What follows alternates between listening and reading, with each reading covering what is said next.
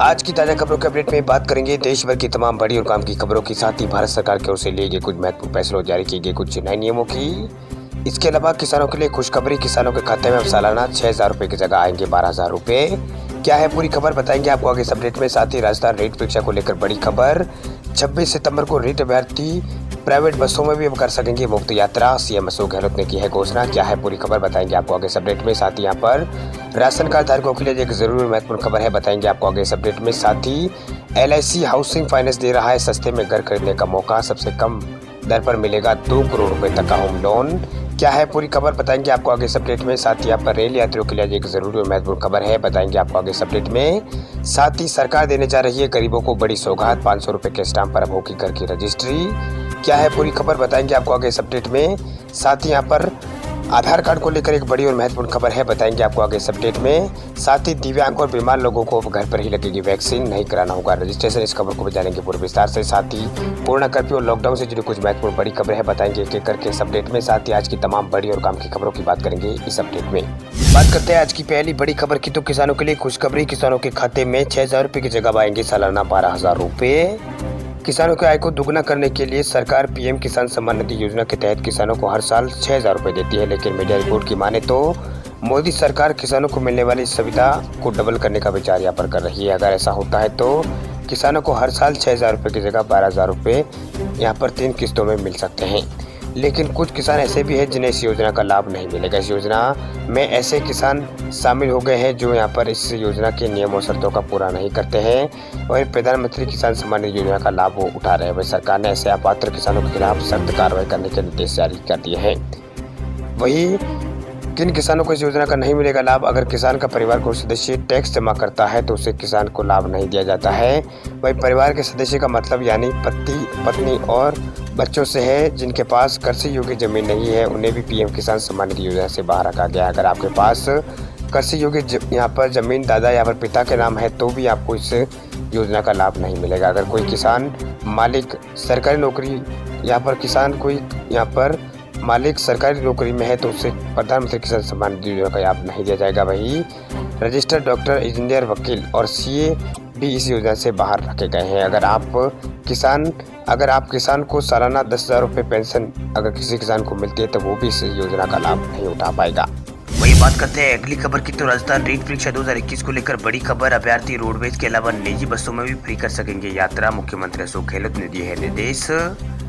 राजस्थान के मुख्यमंत्री अशोक गहलोत ने कहा है कि राजस्थान अध्यापक पात्रता परीक्षा यानी रीट 2021 में शामिल होने वाले सभी अभ्यर्थियों को निःशुल्क यात्रा की सुविधा उपलब्ध कराई जाएगी। उन्होंने निर्देश दिया है कि रोडवेज की बसों के अलावा पर्याप्त संख्या में निजी बसों की व्यवस्था कर समस्त अभ्यर्थियों को निःशुल्क यात्रा की सुविधा यहाँ पर दी जाए। वही CM ने कहा है कि भर्ती परीक्षाओं में पेपर लीक और यहाँ पर डेमी अभ्यर्थियों को बैठाने और नकल कराने जैसी प्रकरणों पर किसी प्रकार के सरकारी अधिकारी या कर्मचारी की संलिप्तता पाए जाने पर उससे सेवा से बर्खास्त किया जाए, यानी सेवा से बर्खास्त किया जाए। साथ ही किसी निजी स्कूल के कर्मी को अथवा स्कूल से जुड़े व्यक्ति की संलिप्तता पाई गई तो संबंधित स्कूल की मान्यता अस्थायी रूप से यहाँ पर समाप्त कर दी जाएगी। मुख्यमंत्री अशोक गहलोत ने निर्देश दिए हैं।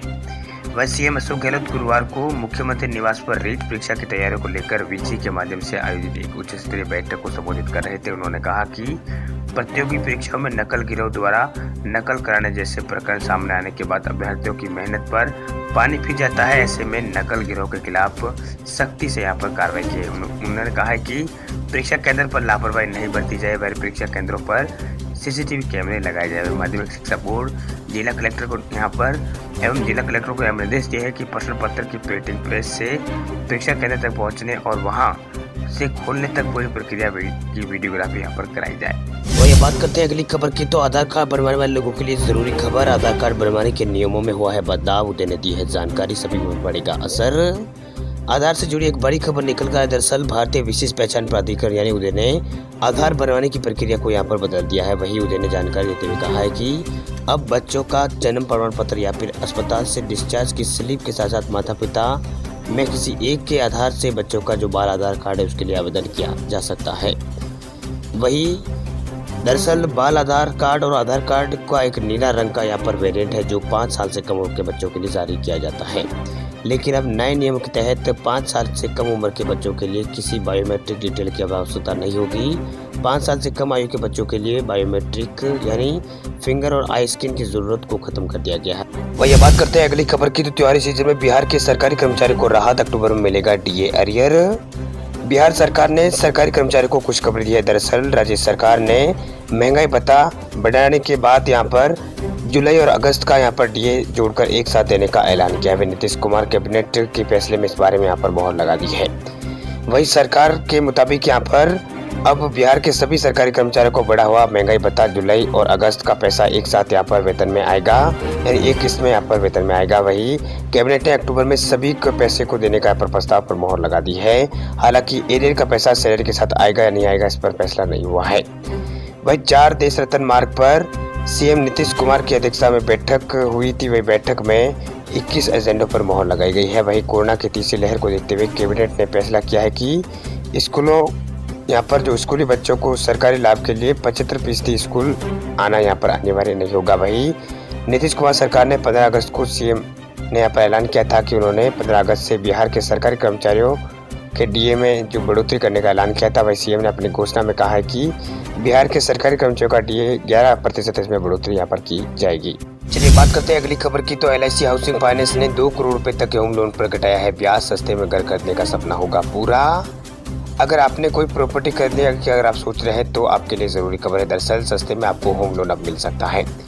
वह LIC हाउसिंग फाइनेंस ने गुरुवार को कहा है कि वह 2 करोड़ रुपए तक के होम लोन यानी आवास ऋण के लिए अब मिनिमम 6.66% ब्याज यहाँ पर देना होगा। वही PTI की खबर के मुताबिक LIC HFL ने यहाँ पर इससे पहले जुलाई में होम लोन जो था वो 50 लाख रुपए तक की राशि के लिए 6.6% ब्याज दर पर यहाँ पर इसके पेशकश यहाँ पर की थी। वही खबर के मुताबिक LIC हाउसिंग फाइनेंस लिमिटेड ने अपने बयान में कहा है कि ये दर यहाँ पर 700 या उससे ज़्यादा के सिबिल स्कोर वाले सभी कर्ज वालों को यहाँ पर उपलब्ध होगा। वही चाहे उनका पैसा कुछ भी हो, ये दर 22 सितंबर से 30 सितंबर 2021 तक स्वीकृत ऋणों के लिए है। वही कंपनी ने कहा है कि ये लोन ऑफर लिमिटेड पीरियड के लिए है। अगर आपका सिबिल स्कोर कमज़ोर है तो LIC हाउसिंग फाइनेंस आपके लिए मददगार साबित हो सकता है। वह कंपनी दरअसल कमज़ोर सिबिल स्कोर वाले लोगों को अलग अलग रेट पर यहाँ पर होम लोन ऑफर कर रही है। अगर आप भी जॉइंट में होम लोन के लिए अगर अप्लाई यहाँ पर कर देते हैं तो आपका सिबिल स्कोर ज़्यादा होगा, उसको ही यहाँ पर माना जाएगा। जो मतलब सिबिल स्कोर होगा उससे ज़्यादा होगा, उसको यहाँ पर माना जाएगा। चलिए बात करते हैं अगली खबर की। तो LPG उपभोक्ताओं के लिए जरूरी खबर, लग सकता है महंगाई का एक और झटका। रसोई गैस सिलेंडर के दामों में फिर हो सकती है बढ़ोतरी। महंगाई की एक और मार आम जनता पर पड़ सकती है। गैस सिलेंडर की कीमतों में एक बार फिर बढ़ोतरी की जा सकती है।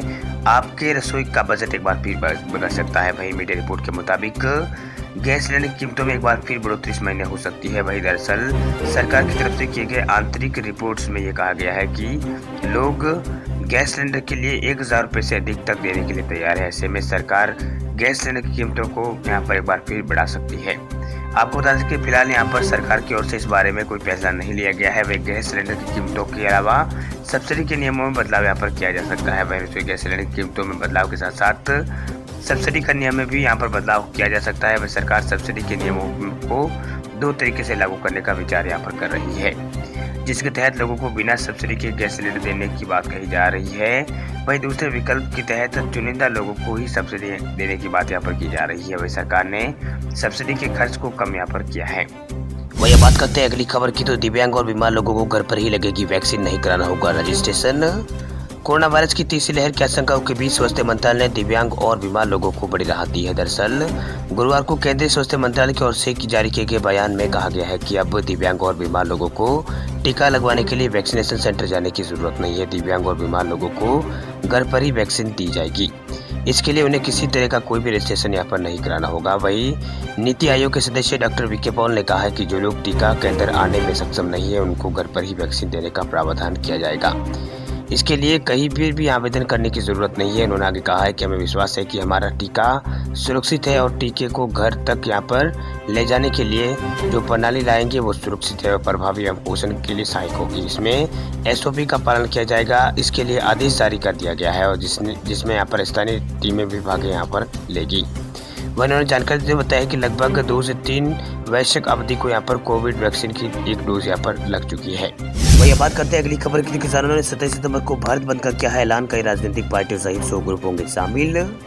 संयुक्त किसान मोर्चा ने किसान आंदोलन के 10 महीने पूरे होने पर 27 सितंबर को भारत बंद का ऐलान यहाँ पर किया है। वही संयुक्त किसान मोर्चा के 27 सितंबर के भारत बंद में कई किसान संगठन भी यहाँ पर शामिल हो रहे हैं। इसकी संख्या करीब 100 बताई जा रही है। वही किसान संगठनों ने देश भर में भारत बंद को सफल बनाने के लिए जोरों शोरों से तैयारियां शुरू कर दी है और दावा किया जा रहा है कि राष्ट्रीय राजनीतिक दलों और ट्रेड यूनियनों और किसान संघों और युवाओं और शिक्षकों और मजदूरों सहित लगभग 100 संयुक्त जो संगठन है वो संयुक्त किसान मोर्चा द्वारा बुलाए गए 27 सितंबर के भारत बंद के ऐलान के अंदर यहाँ पर शामिल होंगे। वही बयानों में कहा गया है कि भारत बंद में कई किसान संगठनों के साथ साथ कर्मचारी संघ और कारोबारी संघ और कर्मचारी और छात्र संघों और महिला संगठनों और ट्रांसपोर्ट संगठनों भी इसको शामिल इसमें यहाँ पर किया जा रहा है। वही संयुक्त किसान मोर्चा ने यहाँ पर कहा है कि बंद के दौरान आयोजित रैली में अधिक लोगों के शामिल कराने के लिए किसान महापंचायत आयोजित यहाँ पर की जा रही है और साइकिल और मोटरसाइकिल का रैली का आयोजन भी यहाँ पर किया जा रहा है। इस बीच केंद्र द्वारा पारित 3 कृषि कानूनों के खिलाफ जारी किसानों के प्रदर्शन पर यहाँ पर बुधवार को 300 दिन यहाँ पर पूरे हो रहे हैं। इस मौके पर आंदोलन की अगुवाई कर रहे संयुक्त किसान मोर्चा ने एक बयान जारी कर कहा है कि ये आंदोलन देश के लाखों किसानों की इच्छा शक्ति और प्रतिबद्धता का सबूत है और ये यहाँ पर दर्द अब हुई है। अब बात करते हैं अगली खबर की। दिल्ली एनसीआर में झमाझम बारिश, इसके कई राज्यों में बारिश का अलर्ट किया है जारी। दिल्ली एनसीआर के अधिकांश जगहों पर झमाझम बारिश हो रही है। आपको बता दें कि दिल्ली एनसीआर में कल दिन भर गर्मी के बाद शाम से अचानक यहाँ पर मौसम बदलाव तेज हवा चलने लगी। वह शाम को मौसम में बदलाव के साथ तेज बारिश शुरू हो गई। साथ ही South Delhi, South East Delhi और यमुनानगर, नोएडा और ग्रेटर नोएडा के साथ हरियाणा के पश्चिमी इलाके और पश्चिमी यूपी कुछ जगह में जोरदार बारिश हो रही है। वही मौसम विभाग ने आज कई राज्यों में बारिश का अलर्ट जारी किया है। वही मौसम विभाग ने अगले 5 दिनों तक कई राज्यों में भारी बारिश का पूर्वानुमान जारी किया है। वही आईएमडी के मुताबिक राजस्थान, पश्चिमी मध्य प्रदेश और गुजरात, कोंकण, गोवा, तटीय आंध्र प्रदेश के अलग अलग स्थानों पर अगले 5 दिन तक भारी बारिश हो सकती है। वही गुजरात में अलग अलग स्थानों पर 25 और 26 सितंबर को भारी बारिश की संभावना है। वही कच्छ और सौराष्ट्र के इलाकों में 26 और 27 सितंबर को भारी बारिश हो सकती है। वही तटीय आंध्र प्रदेश में 26 सितंबर को भारी बारिश हो सकती है। वही मौसम विभाग के मुताबिक पूर्वोत्तर और आसपास के पूर्वी और मध्य भागों में 24 सितंबर की शाम को निम्न दबाव का क्षेत्र बनने की संभावना है। इसी के कारण 26 सितंबर को ओडिशा और गंगे पश्चिम बंगाल में भारी बारिश की संभावना है। वही मौसम विभाग ने बताया कि जम्मू कश्मीर में 6 फुट बारिश होने की संभावना है। जम्मू कश्मीर, हिमाचल प्रदेश, उत्तराखंड, पंजाब, हरियाणा में आज अलग अलग स्थानों पर बहुत भारी बारिश हो सकती है। वही आईएमडी के पूर्वानुमान में बताया गया है कि उत्तर प्रदेश समेत मध्य प्रदेश और देश के कई राज्यों में झमाझम बारिश देखने को मिलेगी। वही मौसम विभाग का कहना है कि उत्तराखंड, मध्य प्रदेश, गुजरात और कोलकाता में भी भारी बारिश देखने को मिल सकती है। वही मौसम विभाग की ताज़ा जानकारी के मुताबिक आज तक पूर्वी उत्तर प्रदेश में भारी बारिश की संभावना है। वही 26 सितंबर तक पूर्वी राजस्थान और गुजरात में भारी बारिश हो सकती है। वही आज छत्तीसगढ़ और विदर्भ और मध्य प्रदेश में कुछ इलाकों में तेज बारिश की संभावना यहाँ पर जताई गई है। वही स्काईमेट वेदर की रिपोर्ट के मुताबिक अगले 24 घंटों के दौरान अंडमान निकोबार द्वीप समूह, आंध्र प्रदेश के तटीय इलाके में, छत्तीसगढ़ के अलग हिस्सों और मध्य प्रदेश कुछ हिस्सों और विदर्भ, मराठवाड़ा, दक्षिणी पूर्वी राजस्थान और उत्तरी कोंकण और गुजरात कुछ हिस्सों में मध्यम से भारी बारिश हो सकती है। वहीं पूर्वी मध्य प्रदेश के कुछ इलाकों में भी यहाँ पर बारिश की संभावना जताई गई है। बिहार, छत्तीसगढ़, उत्तराखंड, हिमाचल प्रदेश, पंजाब, हरियाणा, दिल्ली और राजस्थान के शेष हिस्सों और सौराष्ट्र, कच्छ, कोंकण, गोवा और मध्य महाराष्ट्र, यहाँ पर कर्नाटक और तेलंगाना कुछ हिस्सों में हल्के से मध्यम बारिश हो सकती है। वही गुजरात के जिलों में भारी बारिश हो रही है। वही बारिश के कारण गुजरात में आम जनजीवन प्रभावित हुआ है। वही मौसम विभाग के मुताबिक 103 से अधिक सड़कें अभी बंद कर दी गई है। वही अगले 4 दिन तक राज्य में भारी बारिश का अलर्ट जारी किया गया है। यूपी सरकार जल्द ही घरों और जमीनों की खरीद से जुड़े नियमों में बदलाव करने जा रही है, जिसके बाद मकान की खरीद पर 500 रुपये के स्टाम्प पर रजिस्ट्री हुआ करेगी। इस नियम के लागू होने के बाद लोगों को काफ़ी यहाँ पर सहूलियत हो जाएगी। आपको बता दें कि आवास विभाग के अधिकारी द्वारा दिए गए प्रस्ताव पर उच्च अधिकारियों की सहमति बैठक यहाँ पर बन गई है। जल्द ही ये प्रस्ताव कैबिनेट के पास यहाँ पर मंजूरी के लिए भेज दिया जाएगा। वही मीडिया रिपोर्ट के अनुसार राज्य सरकार चाहती है कि आवास विकास परिषद और विकास प्राधिकरण के साथ ही निजी बिल्डरों द्वारा बनाए गए EWS मकानों की रजिस्ट्री 500 रुपये के स्टाम्प पर कराए जाने की सुविधा दी जाए। इस सुविधा से गरीब को मकान है उनको कम कीमत में यहाँ पर मिल जाएंगे। आवास विभाग में राज्य के सभी विकास प्राधिकरण से ऐसे मकानों की यहाँ पर लिस्ट मांगी थी।